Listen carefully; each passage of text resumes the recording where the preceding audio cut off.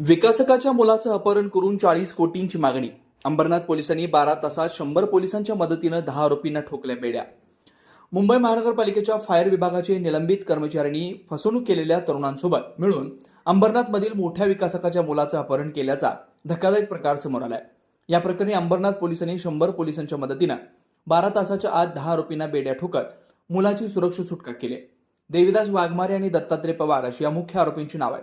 हे दोघे मुंबई महानगरपालिकेच्या अग्निशामक दलामध्ये कार्यरत होते. मात्र 40 तरुणांना अग्निशामक दलात काम देतो असं सांगून प्रत्येकी 10 लाख रुपये असे करोडींची फसवणूक या दोघांनी केली होती. या प्रकरणी हे जामिनावरती बाहेर फिरत असून त्यांची रक्कम परत करण्यासाठी या दोघांनी फसवणूक केलेल्या 3 ते 4 जणांसोबत मिळून अंबरनाथमधील एका विकासकाच्या मुलाचं अपहरण करून त्यांच्या वडिलांकडून व्हिडिओ कॉल करत 40 करोड रुपयांची मागणी केली होती. मात्र पोलिसांनी सापळा रचत या सर्व आरोपींना बेड्या ठोकत या आरोपीकडून 2 अग्निशस्त्र, 4 जिवंत काडतुसं, हत्यारे आणि महागड्यातील अपहरण करण्यासाठी वापरलेल्या गाड्या जप्त करण्यात आल्या. मध्ये जसं पोलिसांनी समन्वय ठेवलंय त्यामध्ये ठाणे ग्रामीण पोलीस, ठाणे शहरातील विविध परिमंडळातील उपायुक्त, ट्रॅफिकचे पोलीस, गुन्हे शाखेचे पोलीस, गुन्हे शाखा घटक परिमंडळ 4, त्याचप्रमाणे शिवाजीनगरचे वरिष्ठ पोलीस निरीक्षक श्री भगत, हिल्लाईनचे वरिष्ठ पोलीस निरीक्षक श्री जगताप, सेंट्रलचे वरिष्ठ पोलीस निरीक्षक श्री शंकरराव अवताडे, विठ्ठलवाडीचे विशेष वरिष्ठ पोलीस निरीक्षक श्री पडवळ यांच्यासोबतच ACP कोळी या सर्वांचं समन्वयामध्ये स्थानिक ACP श्री वराडे यांनी खूप मोठी भूमिका पार पाडली आणि यश प्राप्त केलंय.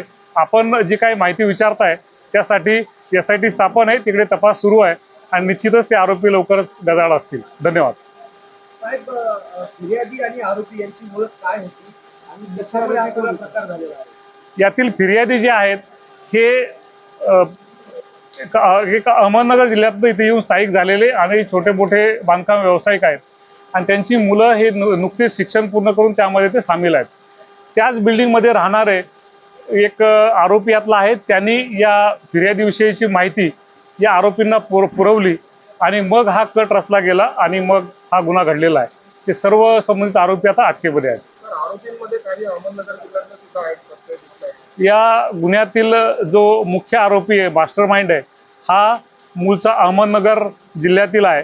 त्याचा तो मुंबई महानगरपालिकेतील फायर सर्व्हिसेसमधील निलंबित कर्मचारी आहे.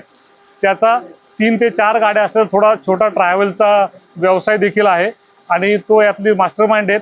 त्याचे काही भाऊ देखील यामध्ये सहभागी आहेत.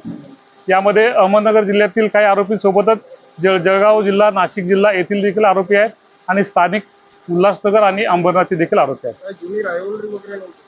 जुनी रायवरील नाही, ते केवळ पैसे कमवण्याच्या उद्देशाने केलेला हा गुन्हा आहे.